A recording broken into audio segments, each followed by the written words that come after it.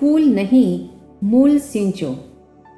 एक माली नियमित रूप से उपवन की सार संभाल करता था और बगीचे को सदा बाहर रखना मानो उसके जीवन का एकमात्र उद्देश्य था। एक बार अचानक उसे बाहर जाना जरूरी था, इसलिए उसने अपने लाडले बेटे को सिखावनी देते हुए कहा, जब तक मैं ना लौटूं तब तक तुझे रोजाना बगीचे के फूलों को पानी देना है। वे मुरझा न जाए, इसका खास ख्याल रखना। माली के कहे अनुसार पुत्र बड़े उत्साह से रोज बगीचे में जाता है और बागवानी करने से पहले यह सोचता है, मेरे पिताजी जमीन को पानी देते हैं तो वह सारा पानी मिट्टी में मिल जाता है, इसलिए मैं नए सिस्टम से पानी दूंगा। मैं धरती को नहीं, फूलों को पानी दूंगा ताकि उनकी ताजगी बरकरार रहे। इस प्रकार फूलों का सौंदर्य कायम रखने हेतु पूर्ण संकल्प के साथ वह बच्चा फूलों को पानी देने लगा। जब माली लौटा और उसने बगीचे को मुरझाया हुआ देखा तो बहुत उदास हो गया।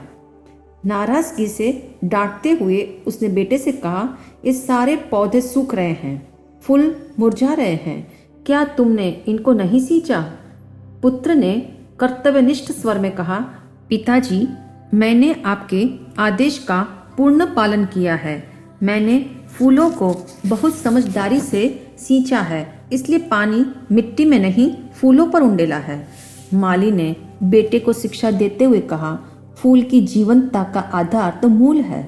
क्योंकि पोषण का चैनल भी मूल चलाते हैं, इसलिए मूल को सींचा जाता है, फूल को नहीं। स्मरण रहे, मूल को इसलिए सींचा जाता है क्योंकि वह दिखता नहीं है, मजबूत है, स्थायी भी है।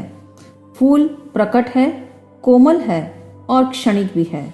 जिस प्रकार मूल और फूल वृक्ष के दो हिस्से हैं, इन दोनों का अस्तित्व एक है किंतु आयाम भिन्न भिन्न है। ऐसे ही जीवन वृक्ष के दो भाग हैं। धर्म मूल है तो सुख शांति उसका फूल है। ध्यान दे, आज हमारी भी सींचने की विधियां बदल गई हैं। धर्म रूपी मूल का सिंचन छोड़कर मनुष्य केवल सुख सुविधा संपत्ति और सामग्री के फूल पत्ते और डालियों को पोषित करने में जीवन बिता रहा है। सुविधाओं के अंबार ने चाहे इंसान को पक्षियों की तरह उड़ना सिखा दिया, जल में मछलियों की भांति तैरना सिखा दिया, किंतु धर्म उड़ना नहीं, उत्थान की कला सिखाता है। सिर्फ जल में तैरना नहीं, संसार समुद्र को पार करने की विधियां बताता है। जैसे फीका दूध चीनी का स्मरण दिलाता है, सब्जी फीकी हो तो नमक का ख्याल आता है, सुगंध की अनुभूति से इत्र की स्मृति हो जाती है।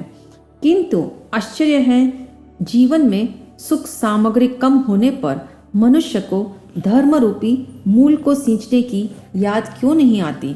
जब तक धर्म की जड़ को हरा भरा नहीं रखोगे तो सुख शांति के फूल ताजे नहीं रहेंगे। यह कैसी विडंबना है। धर्म करना कोई नहीं चाहता, परंतु उसके फल की इच्छा सभी करते हैं। कारण स्पष्ट है, इंसान इसलिए धर्म नहीं करना चाहता क्योंकि धर्म के प्रति उसका अनुराग नहीं है।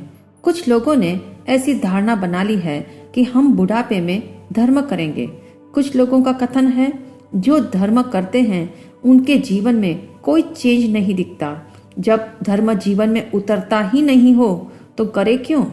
ध्यान दे, धर्म की बुनियाद पर पूरे जीवन की नींव खड़ी है। अतः धर्म पूर्ण हो या आंशिक, जीवन में धन्यता अवश्य लाएगा। धर्म के माने प्रेम, करुणा, मैत्री, सद्भावना है। इसलिए धर्म वह है जो जिया जाए। धर्म की कमाई हर कोई नहीं कर सकता। बहुत कुछ बाहर का छोड़ने के बाद यह भीतर की प्रॉपर्टी हासिल होती है।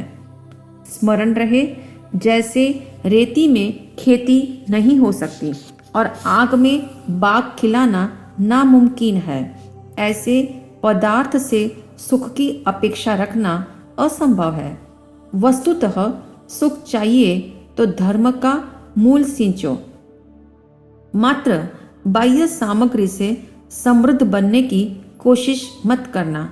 बाह्य साधनों की पूर्णता पूर्णिमा की भांति है, इसलिए दूसरे ही दिन से उसकी क्षीणता का प्रारंभ हो जाता है।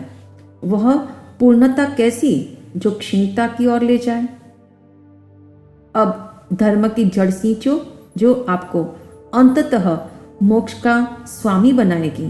धर्म रूपी मूल को सींचने के लिए एक सैंपल प्रयोग अवश्य करें। जो आपको अपने लिए अच्छा लगता है ऐसा एक कार्य दूसरे के लिए करें।